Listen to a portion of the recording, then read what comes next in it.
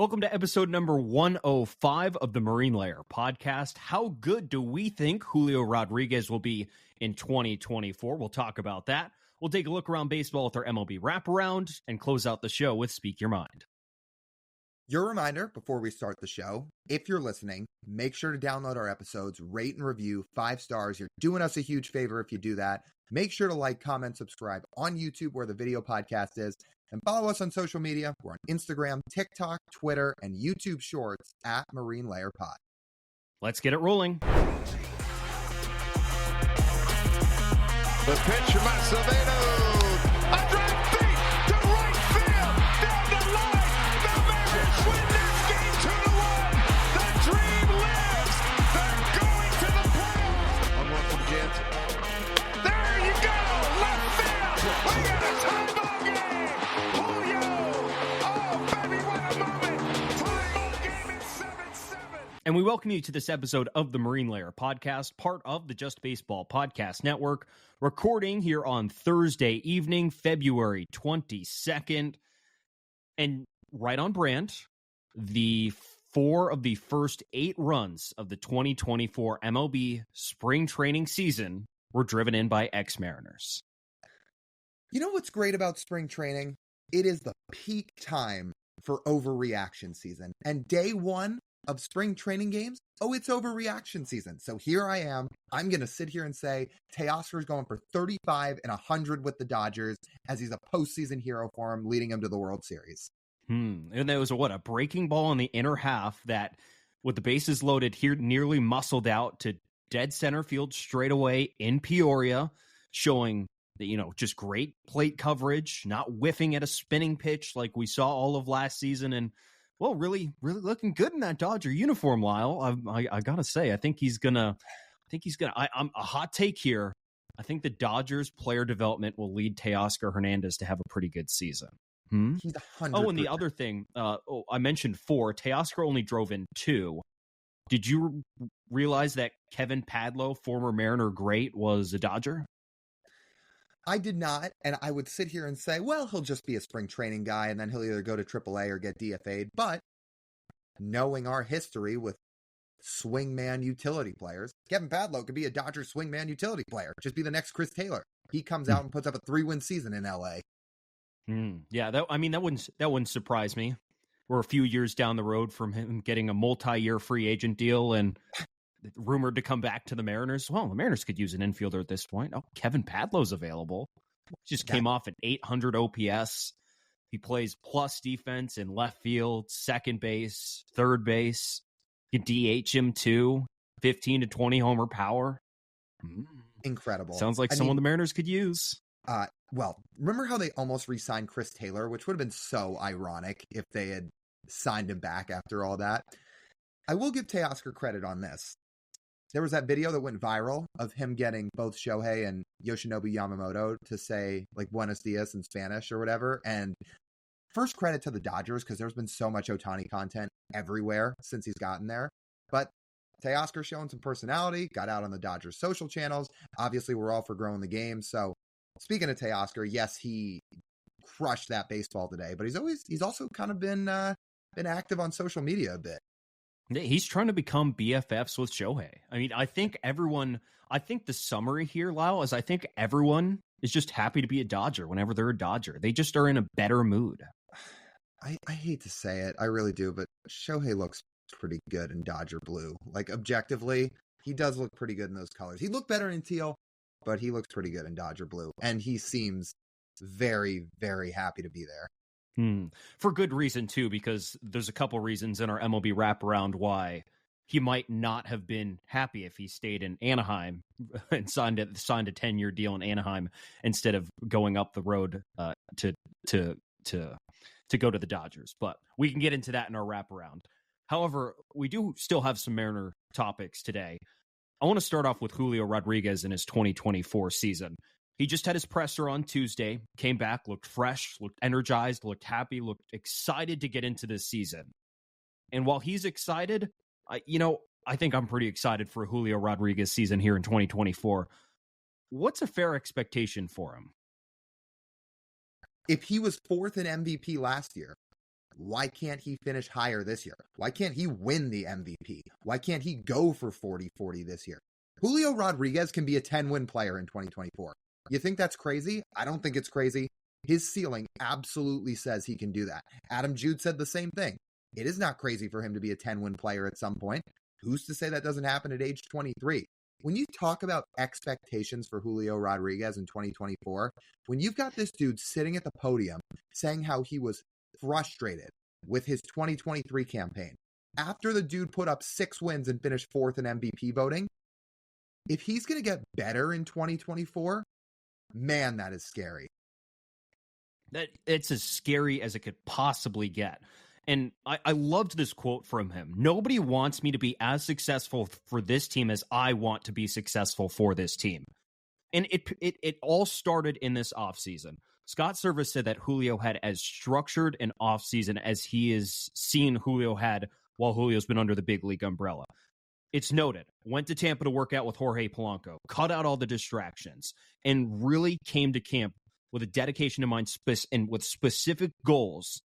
Like you said, I need to be more consistent. I cannot be as inconsistent as I was last season. I cannot, for the first 3 months of the season, have a 101 WRC plus. I cannot, down the stretch run of the season in September, fade away and in the final 10 games when my team needs me the most, have just 4 total hits over that stretch. I need to be there and I need to be better.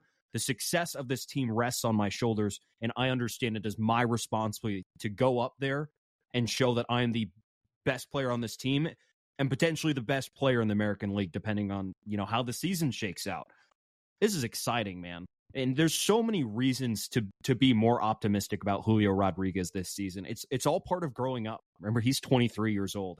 My life wasn't that structured when I was 23 years old, but now that he has reached the top level of his profession and now is in year 3, he has a better understanding of how to operate as a big leaguer. Like, I can put it as this example too. It's like me being here living on my own. This is now my 3rd full year living alone. Do you consider my first year living alone as an adult versus my 3rd year? And I sit back and think about my first year. I'm like, why did I do that? Why did I do that? That seems like a waste of time. That seems like something that was not worth investing my time in. That seems like a bad meal decision. That seems like a bad use of whatever resources I have. And now that I've fleshed it out through 3 years, it's a lot better. And I feel like my weeks and my time is a lot more efficient.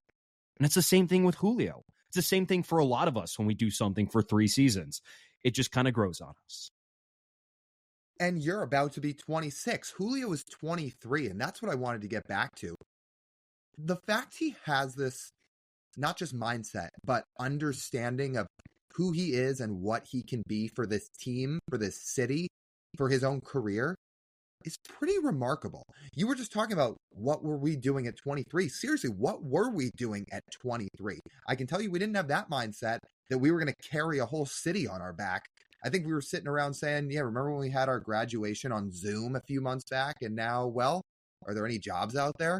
And that was basically the extent of it. Julio's like, I'm going to go work my tail off to bring a championship to this city. And despite having what most players would call a career year in 2023, for me, that's not good enough.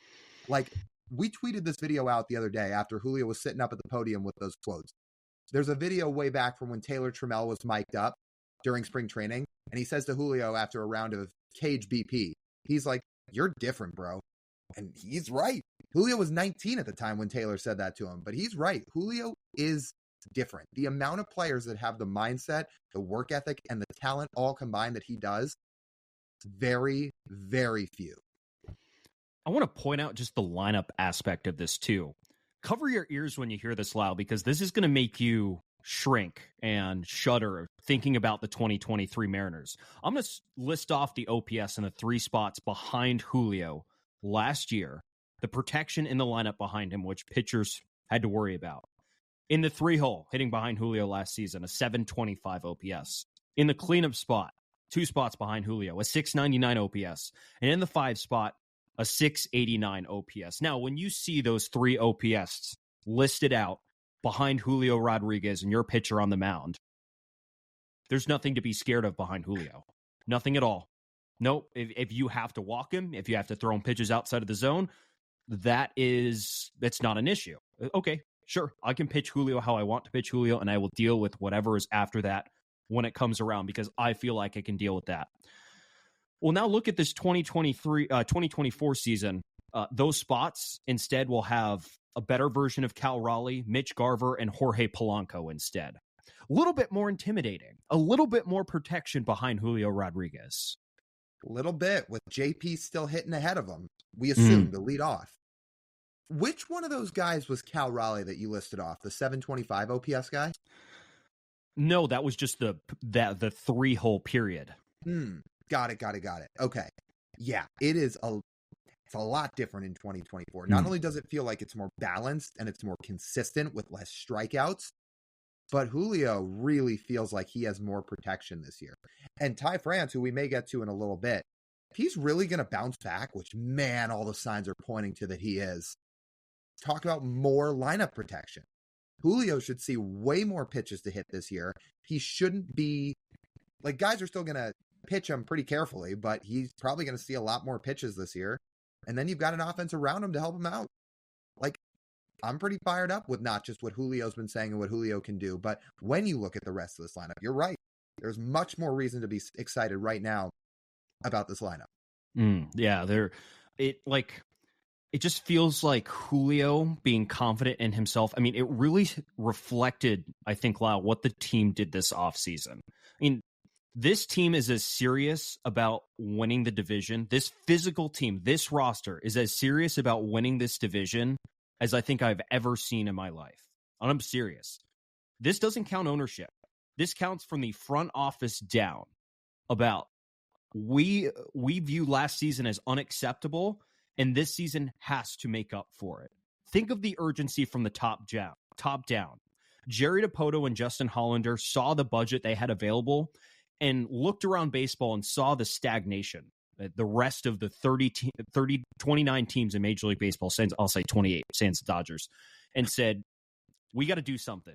Like, something needs to happen. Something needs to change this roster. Last year's roster was not good enough. And they went out there and they swapped the roster out, right? And then you had Scott Service, who put in the extra effort this offseason to get on a plane and fly everywhere he needed to go check in on his players, be in constant communication with guys. There's this really good nugget that came out on the radio this week that Scott Service, every time they made a move, I think Logan Gilbert was talking about it on the at the podium down there in Peoria, that every time they made a move, Scott Service made sure to get on the phone with his players and explain the thinking and thought process through a move. And that's a guy who's dead serious about his roster. Hey, here's what we're doing. Here's why we're doing it. We want you to be as informed and as transparent as possible. That is extra effort that Scott Service does not need to do, but he's doing it anyway because he cares and wants his players to be happy and invested in this roster. And look what happens outside of that. We have Ty France add 3.5 miles an hour on his swing. 3.5. That's pretty significant, right? He goes to driveline. It looks like he is totally transformed. It has Julio focused at a whole nother level this offseason. It has all the makings around this of a team that is actually serious about winning the division. It's even as so much as they've hired more coaches from outside the organization as they have, periods, in this regime. So many boxes are being checked that this team is all in with the resources they have to win the division this year. There's so many other players you can factor into this too. Cal Raleigh's fired up. You've heard him talk about it. He was working his tail off this winter. JP Crawford's back at driveline. Jorge Polanco's working out with Julio. Mitch is a workout machine. Mitch Haniger, I should say. Guys are fired up and ready to go. Bryce Miller's been adding this splitter. Guys are fired up for 2024, and they are putting in the time and the effort. Every single one of them. Every single one. And I got to tell you, we're usually pretty analytics based on this podcast, but if we're just going to be vibes guys for a second here, the vibes right now are so much better than they were in the second half of 2023. Think about this. Think about post All-Star break 2023. Here's what happens. Jared Kelenic kicks a cooler. George Kirby says, I don't want to be out there in the 7th inning. Cal Raleigh speaks out against ownership. And again, like we've said a million times, like Cal was right for doing that. But still, the fact Cal had to do that. Then the 54% comments, then the regional sports network stuff. Look at where we're at right now. The vibes in that period of time, really bad. And 2022, that team didn't have bad vibes. When they went on that 14-game win streak in 2022, it was pretty good vibes only, as Gino likes to say, from there on out until the end of the year. 2023, it wasn't like that. There was a lot of rocky road in the second half of 23 until the offseason, into the beginning of the offseason. But right now, vibes are way different. They are high. Guys are motivated. Guys are ready to get going. It's way different. And it's a really good sign. And you have Scott Servais saying this is as focused and as good of a team as he's had, period, in his time here. Can we talk about Ty France for a second? Yes. So, I mean, first of all, so Shannon Dreyer wrote a really good piece about his time at Driveline this week about what France learned about himself. He had been a guy who was really sort of self-taught with his swing and had been hesitant to go get outside help. And finally, this offseason, he realized that it was time, that he needed to do it. And he said the stuff he learned at Driveline was eye-opening, like truly eye-opening, the stuff they learned and told him about his swing. And so he said he added 3.5 miles an hour of bat speed on his swing. Do you want to know some ballpark math on what the equivalence of that is? That is Ty France going from David Fletcher bat speed to Jose Altuve. Well, so I'll no take that. power to 30 home run power. Is it what that is? That's pretty exciting, huh? Are we going to be shocked if Ty France comes out and puts up a 135, 140 WRC plus this year? Let's go to like 120. Let's start at 120. Right. I'll say 140 is a little high. I mean, Julio hasn't gotten close to 140 yet. Here's why I say that.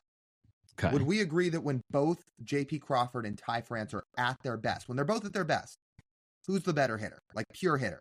Is it Ty not France. Ty? Okay. So I will say J.P. Crawford's best is what he did in 2023. Yes? So JP put up a 134 WRC plus in 2023. If Ty's the better guy, and look, it's no guarantee he's going to see the exact same results that JP does. If he does, why can't it be 140? Seriously, why can't it be 135?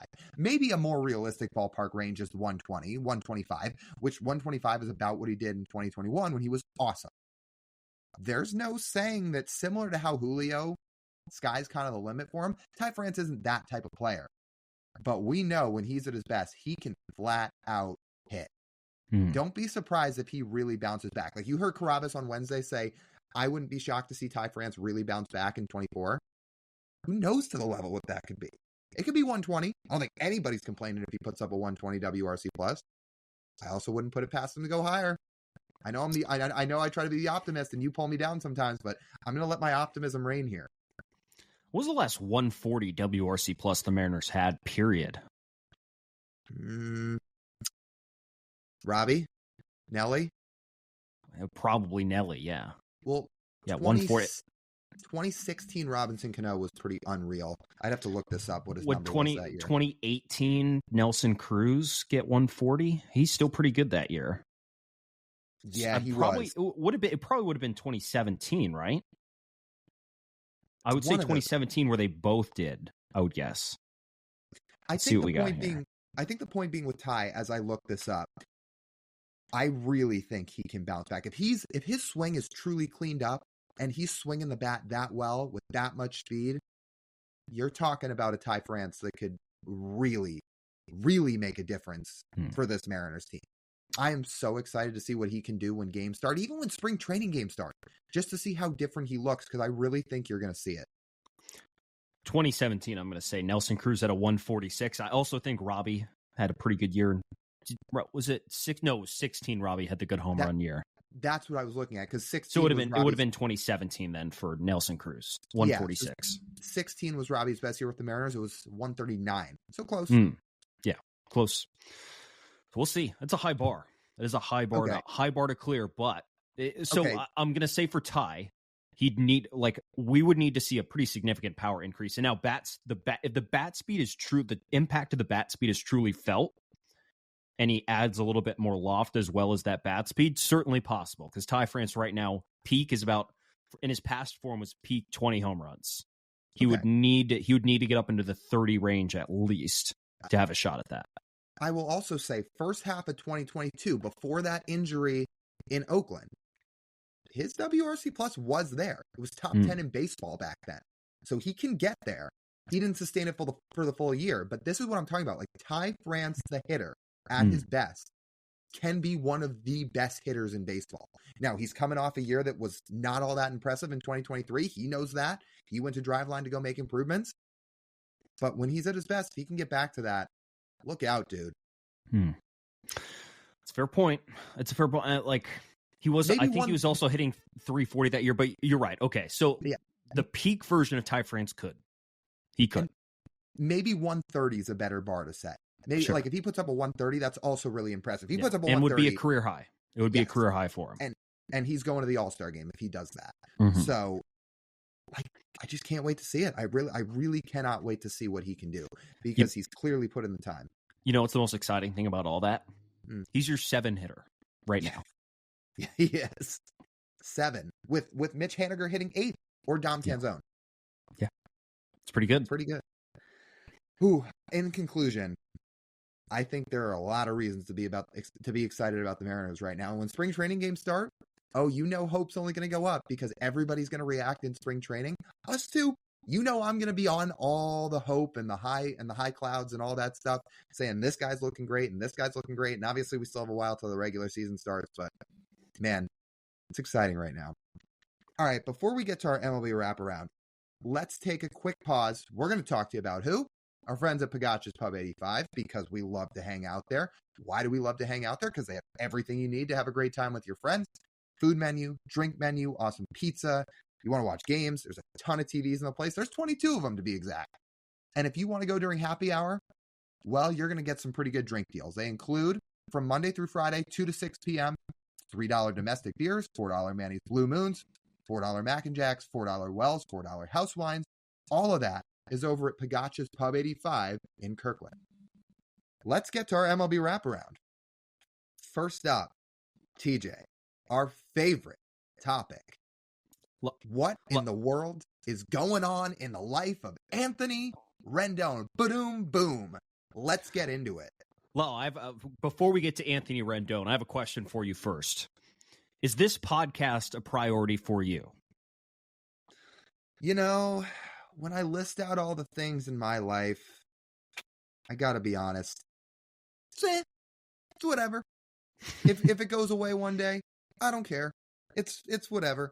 Like, there's other things in my life that I can do instead. Do you want to read the actual response to that question from one Anthony Rendon, who's due $38 million this season?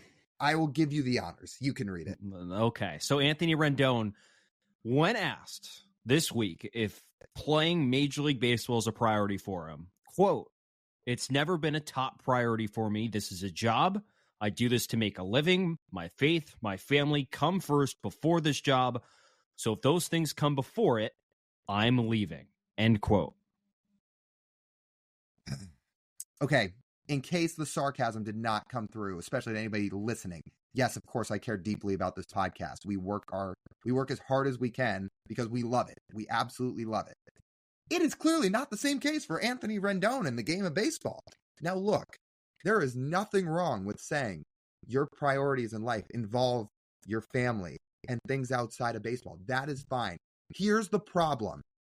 You cannot be the poster boy for this topic when you make $38 million a year, are never on the field, you've played less than 200 games in the last 3 years total, and you have just had example after example after example where you put atrocious PR on yourself and basically turn the entire baseball world against you. When you walk into the clubhouse, when you're on the IL, refuse to talk to the media for weeks and walk in there and say, "No habla inglés today," and then walk out, I'm sorry, I'm not giving you the benefit of the doubt on this, especially because you make $38 million a year. If there was a swingman going up and down, a Crash Davis type of player that kind of sees the show every now and then goes to the minors, grinds in the minors, he's done it a long time, and he had that quote, I'd say, okay, I understand. Minor league baseball is really hard. And there gets to a point with a lot of guys where they say, maybe it's time for me to do other things. When Anthony Rendon makes $38 million a year to basically play a third of the year and then create terrible PR for himself left and right, I'm sorry, I'm not going to back you on this, dude. I think you look ridiculous saying that. There is no issue with you saying you don't like your job as long as you give it all of your effort every time you go out there and do it. There are plenty of jobs that people do all of the time that they don't like, but they put all of their effort into it, or at least what they're paid, the amount of money they're paid, they'll put that much effort into the job. And that's fine. No one has a complaint about it. Think of Nikola Jokic. Is there a better comparison? Nikola Jokic makes a fuck ton of money. Mm-hmm. He is a 2-time NBA MVP. He is an NBA champion. He makes it very clear that he doesn't have fun playing basketball. As soon as the season is done, he gets on a plane, flies to Serbia, and rides his horses all offseason, doesn't pick up a basketball. That's fine. You know why people don't care about Nikola Jokic not liking basketball? By the way, who has also publicly said that on the record, Mm-hmm. Because he plays his ass off when he's on the court every single time. If Anthony Rendon gave it his all every time he's on the baseball field, nobody would have an issue with this. Just, hey, dude, just try hard. Why should the fans come out and spend their own money to finance your paycheck if you're not willing to give it all for them? You're essentially scamming them. That's what it is. You're scamming them. And I'm not going to mention Artie Moreno because he's a scam in of itself, but you're scamming the fans who are paying your paycheck. And it sucks. I will say this. It is not like Trevor Plouffe, I thought, made a really good point on John Boy Media, made a really good point that if you go around and you poll a bunch of major league clubhouses, you're going to find a lot of guys who think this way. And that doesn't shock me.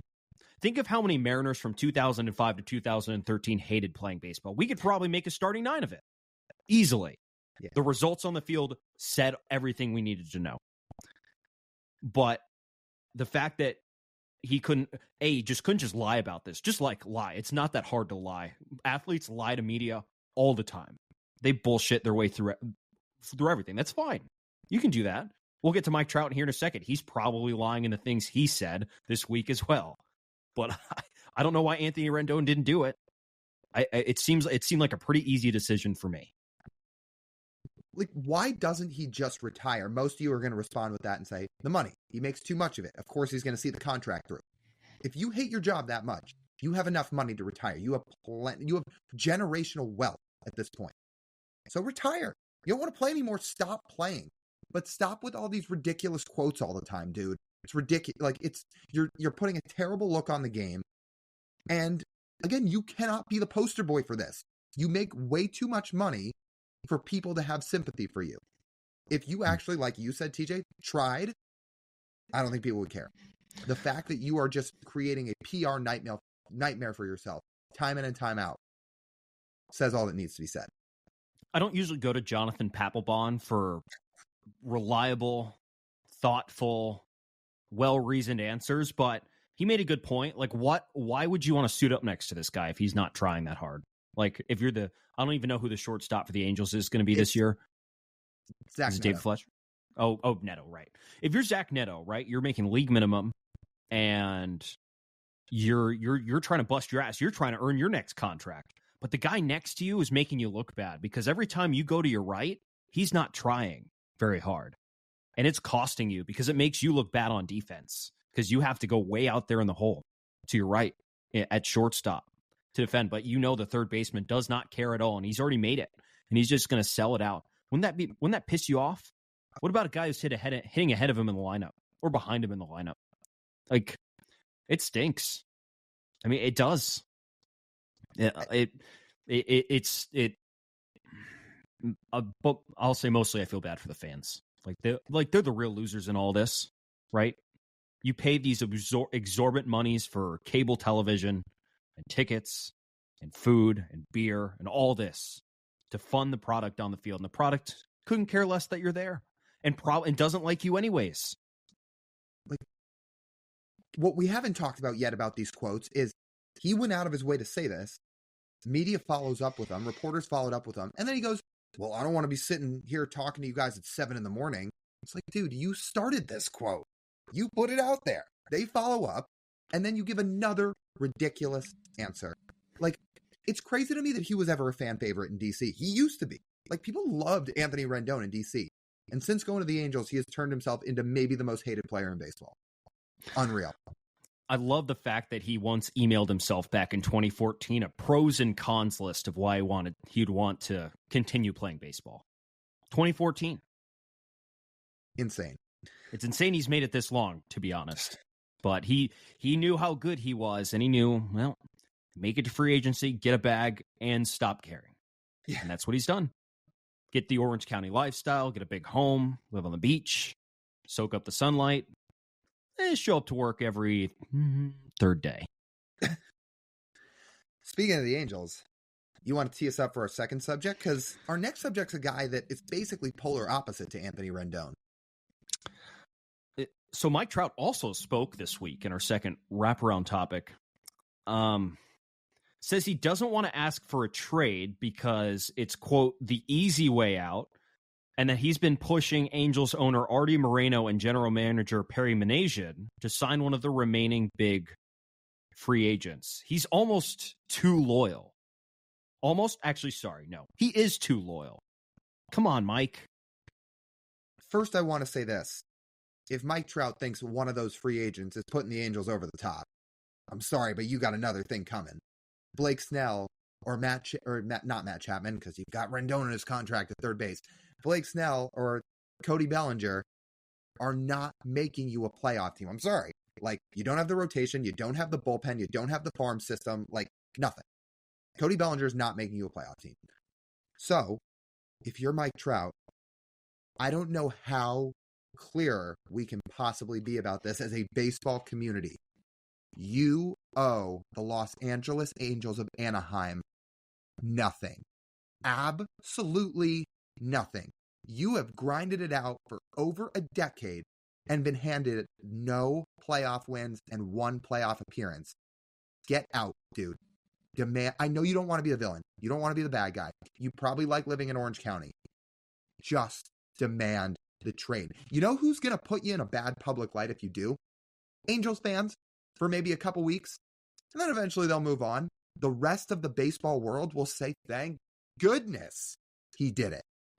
Do you know how much he could save his legacy if he went in somewhere else? Mike Trout's going to be a first ballot unanimous Hall of Famer no matter what. But you know what would only make his legacy that much better? Playoff appearances, big moments in playoff appearances, letting fans see you on the biggest stage. Look at what your buddy Shohei just did. He's going to be on the biggest stage this year. Go do that yourself. Go demand a trade to Philly. Go back home. Like, do that. Please. Stop playing for the Angels. He left the window open for a trade down the road. He didn't rule it out. But, man, he really must love living in Orange County.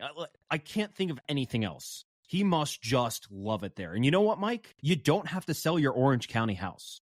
When you're done playing, you can go back and live there. And you stay there full time. You never have to leave it. You never have to. It's all yours. And you have enough money where you can buy another house and another one and another one and another one. But that's besides the point. Legacy is kind of baseball legacies are kind of fickle because baseball is such a random and weird sport. But sure, yeah, I would really love to see Mike Trout hit a walk-off home run in a playoff game. I think he needs it. I think he deserves it. I think he's certainly good, obviously good enough to do so. It stinks that he's stuck here, but it also stinks that he's to the point where he's like, yeah, I'm just going to ask Artie to go sign this. Like Mike knows he's not going to do that. Or like Artie has publicly said, payroll is going down. It is going down this year. So let's check some boxes now of what Mike Trout is going to have to deal with this year. A payroll that's going to be lower, a bad rotation, bad bullpen, mediocre lineup, a couple of young pieces who have been yanked up after just being drafted in Zach Neto and Nolan Schanuel. Yeah, that guy. You can throw Logan O'Hoppe into that too. Logan O'Hoppe too. So you have a okay young core at the big league level, but you have nothing in the minor leagues. You don't have a great development system. You haven't been great at developing prospects. Maybe there's a reason why these guys haven't spent any time in the minors, because they don't trust their development system. And obviously the big league product has stunk. This is essentially the 2005 to 2013 Mariners with one significantly better baseball player. Mm-hmm. That's the best way I could describe this. And you didn't even throw into that equation of all the things Mike Trout's going to have to deal with. You didn't even throw in continuing to have to deal with Anthony Rendon, which cannot be any fun. Just, yeah, like you said, Mike Trout can go live in Orange County when his career is over. You could still live there in the off season. You could live there for still a good chunk of the year. But just go play somewhere else for your own sake and sanity. I understand if you wanted to stick it out with Shohei. Of course, you have the belief every year with the two greatest players on the planet that something could happen. Shohei is gone and he's never coming back. If you're Mike Trout, you have to be looking around at where this team's future is. It's nowhere. So just leave, please, for the sake of the game. I can't say it enough. One final Angels thing before we get to our final wraparound topic. You saw the reason they didn't trade Shohei at the deadline. The reasoning coming from the man, Artie Moreno himself, because he was worried about 2 months' worth of ticket sales. That's why they didn't trade Shohei. He said he was worried there would be a decline in second half ticket sales. Only for Shohei to be hurt most of the second half anyway. Mm-hmm. Like, imagine the trade package they could have gotten back for even half a season of Shohei. It would have changed the course of their franchise. But there's a reason bad franchises stay bad and good franchises stay good. Dodgers and Angels. It writes itself.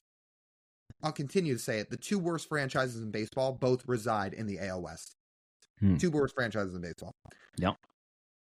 Well, what those two franchises are going to have to be wearing on their backs this year, along with the rest of baseball, are some new jerseys created by our friends over at Fanatics. And TJ, where do we even start with this? These are atrocious. Should we start at the top or the bottom? Just pick your poison. Well, Lyle, I think we can see some dicks now. The pants are see-through. They're see-through pants. Oh my. This is ridiculous. Like, you think the guys are probably getting dressed and they're like, they can't be serious. They cannot be serious. Like, it's on Twitter now. Like who was it? Casey Schmidt of the Giants, who had his photo shoot, and there's all these replies and quote tweets that are like, what in the world is going on? You cannot. You can be see serious. his dick. I forget what the photo was. They took a photo of someone from behind, and you could literally see you could see it. Like, just, I'm like, what are we doing? What are we doing? How did this get approved? How did Nike thumbs up this? It's their logo on the jersey. Now, Nike approved the jerseys, who then outsourced it to Fanatics, who then made the jerseys. Look at this quote, dude. This came from a Jesse Rogers article on ESPN today. Quote, each camp seemingly has a different issue, including some that are worried about supply chain problems that led to at least one player tell Tony Clark, who's head of the MLB Players Association, he might have to go to Dick's Sporting Goods for spare pants. A Major League Baseball player says, I need to go buy my own pants like I was in Little League at Dick's Sporting Goods. This is a fire fest of all fire fests. Yeah, it is. You know what's ridiculous about this too?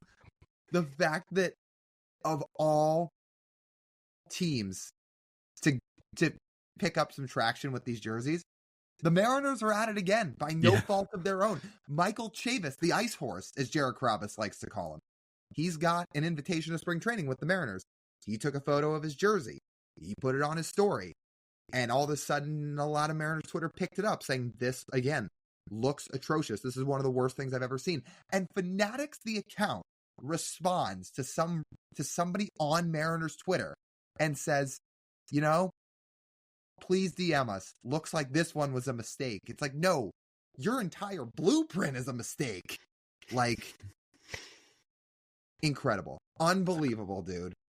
Like, I don't even know what the worst part of it. Like, the jerseys on top are like They use the ironed on numbers that can peel off. Nothing's stitched. The wording is curved and disjointed and misspaced, and not all the numbers are aligned properly. And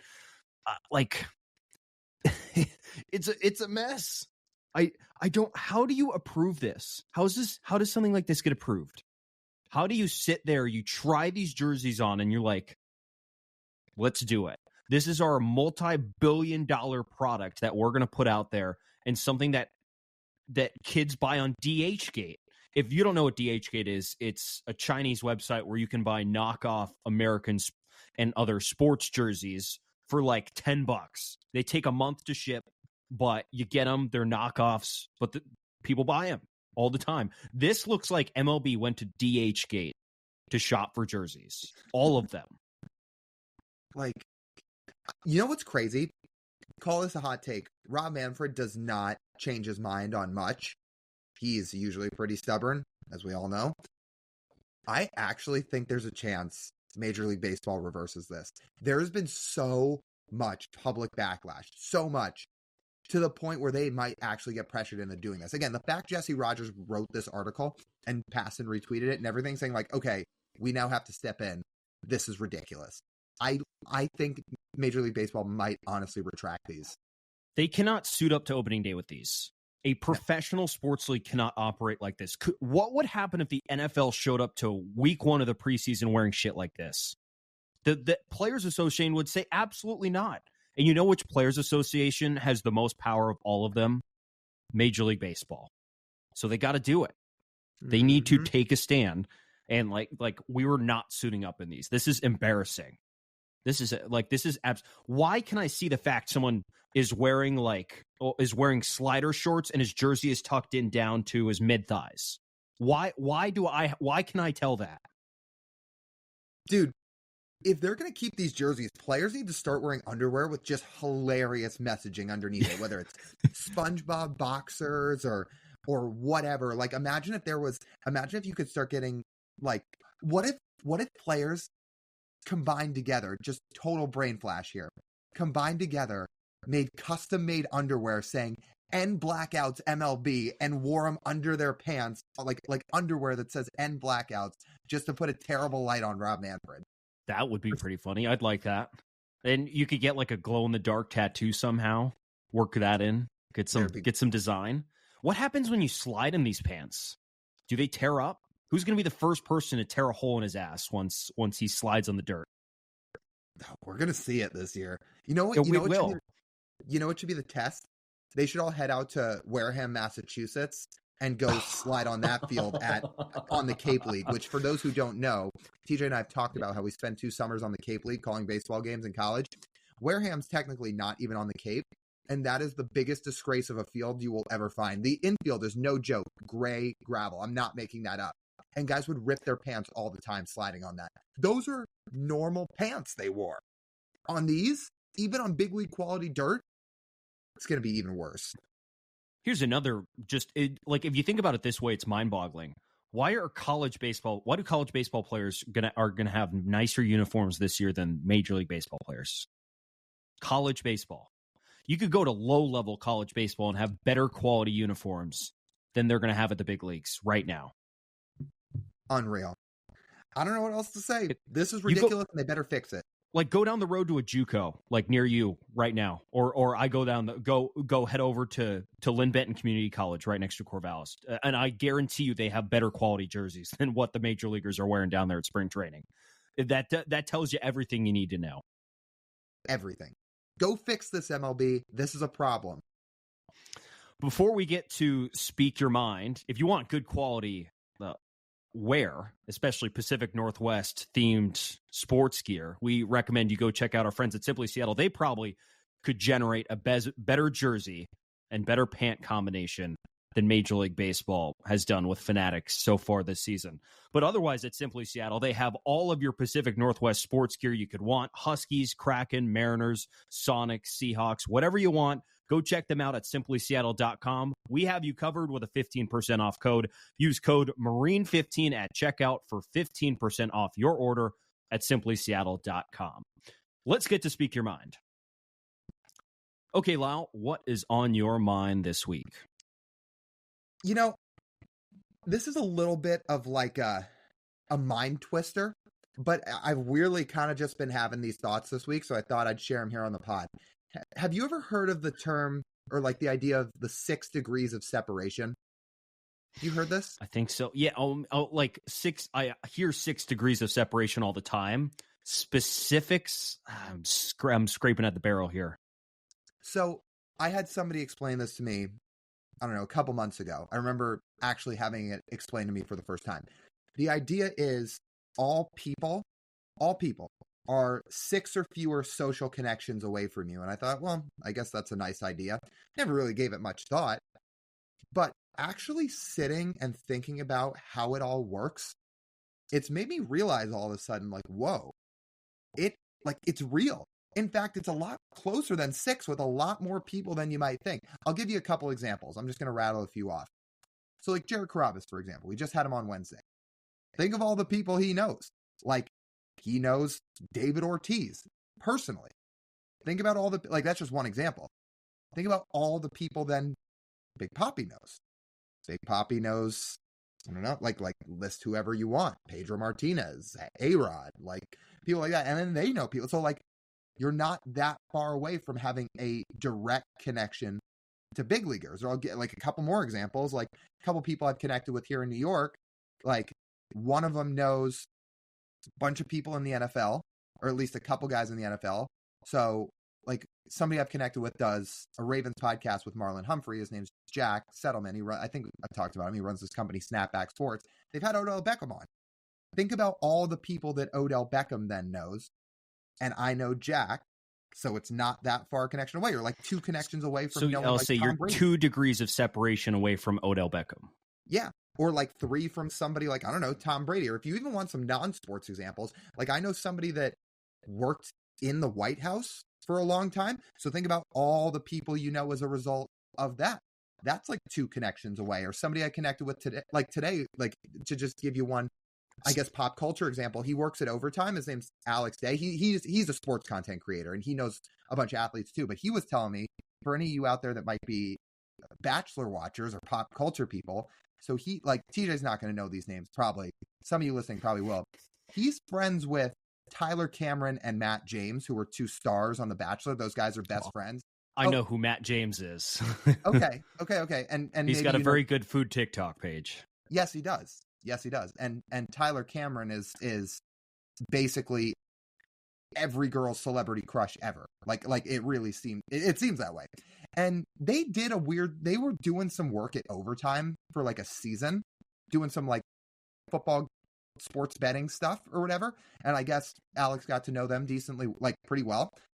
So then they know all these people like in the pop culture, Bachelor, like reality TV world. So there's just all these different areas and like walks of life where you sit and you realize, oh, you're like really not far away from people in terms of connections. Like you just see some of these people that's like, you know, I would never know them in a million years. But then when you sit and you break it down, you're like, well, they're not as far away as you think. Not that I'd ever meet most of these people, but it is kind of a funny mind twist to actually sit and think about it and say, yeah, that 6 degrees of separation thing is real. And we just think about all the people we have had on this podcast and how many degrees of separation are from people they know. Here's a good question. Who is the most degrees of separation away from us knowing? If you had a guess.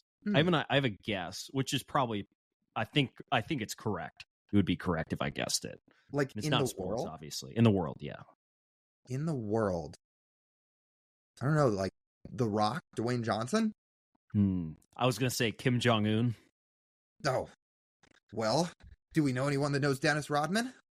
Well, so I was thinking about it this way, right? So you have a friend who works in the White House, right? How many degrees of separation is that from the president? Yeah, like 1 or 2. True. And then the president, and assuming whoever's in house probably has sat down with Kim Jong-un and talked to him, communicated at one point, or communicated to somebody within that circle, right? I mean, I guess that's probably true. Or if somebody in the sports world knows, again, if you go back to like the Odell connection, like I know Jack Settleman, who's at Snapback Sports, like he knows Marlon Humphrey, who then knows Odell. who then knows a ton of people, like you could say Tom Brady or whoever. Maybe there's somebody in the next line of connections who knows Dennis Rodman, and then Dennis Rodman, well, yeah, friends with Kim Jong-un. So yeah, that's a good point. It's kind of a crazy mind concept that I never really gave much thought. But I was sitting around and kind of thinking about it today, especially after I'd had seen a couple more people this week that I've met with. And I was like, whoa, like you're not that far from anybody. Do you have another guess on who? Do you have a guess on who would be the most degrees? If you could think. I mean, what you said's a pretty good one. Unless it's like, again, somebody like The Rock or somebody like that. Like, I don't know how you get. But I feel like The Rock knows a lot of people, and the more people you know, yeah, the less degrees of separation it would be. I think of it as the people who are most isolated from everybody else, period.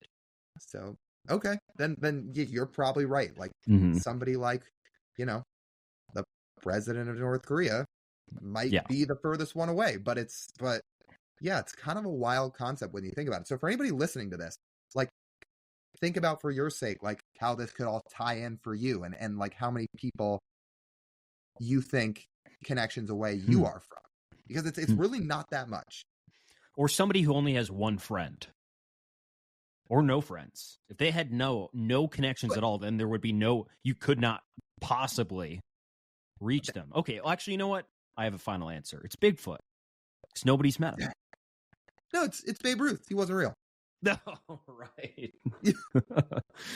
There's your final answer. That's a good one. Yeah, well, yeah. Leave if you have a good guess, leave your best guess in the comments below. Whether it be on YouTube, you can reply to our tweet when we tweet out the show. DM us.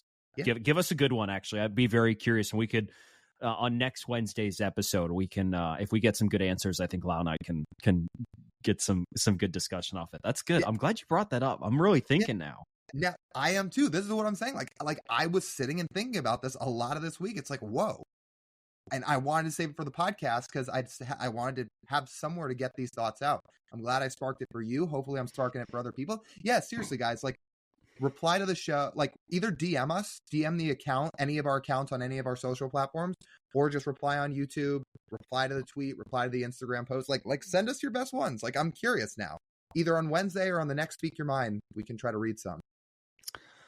Okay, my Speak Your Mind, back into the sports world. What the fuck are they continuing to do with college football? Like, did you see what came out earlier this week, yesterday? I did, but as people who sit around for these Speak Your Minds and have heard us talk about them know, I think we view the college football playoff a little differently. So I assumed as soon as we saw it, TJ is one unhappy camper. So if you missed it, they're trying to, before they even switched to 12, they're now trying to go to 14 2 years later with potentially 4 automatic bids for each of the top 2 conferences in the Big Ten and the SEC. How is that enjoyable? That's not a playoff. It's the NFL. It's not a playoff. It's the NFL. What do you want me to tell you? Like, that's how they're formatting it. The way I saw this put, I mean, it's perfectly. It's like people who don't care about college football are making these decisions. Like, I flat out believe that. Who looks at that and how do you think that's going to be better? Like the regular season is going to be less and less valuable. Like, even more. Like, what are we doing? But is the NFL's regular season not valuable? I don't know. It is, but that's a competitive balance league with salaried players and mainly competitive balance, even playing field, fair, balanced schedules,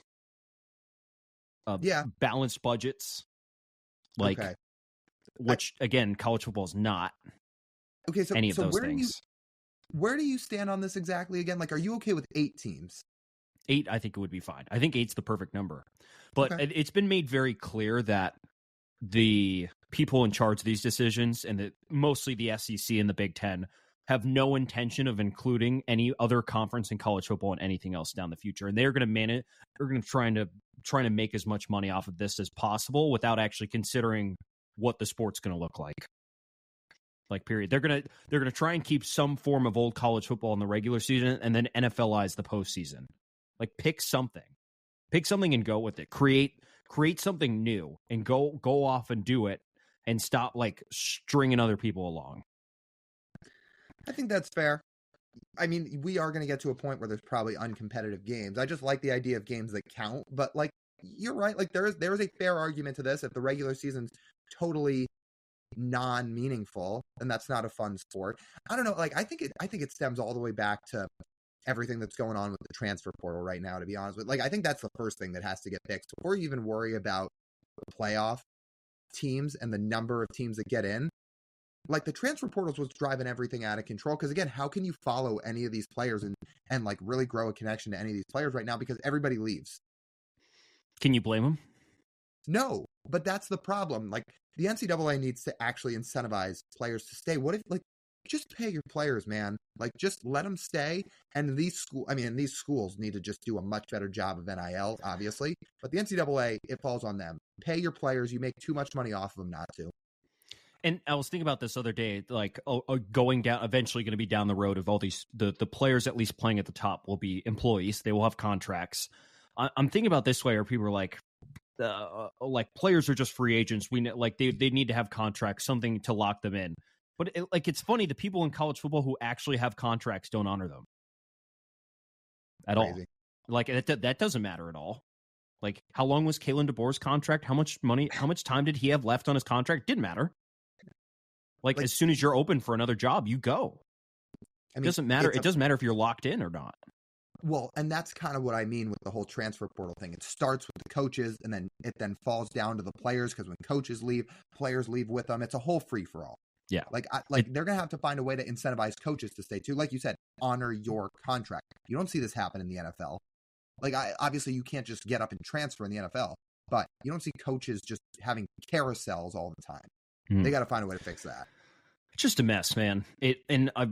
They're all in the chase for ratings, which at some point the ratings are going to peak, because like people don't care as much about college football as they do about the NFL. Like if college football is like, yep, we're going to be the number 2 to the NFL. We're going to chase those ratings. Well, I'm gonna just be honest.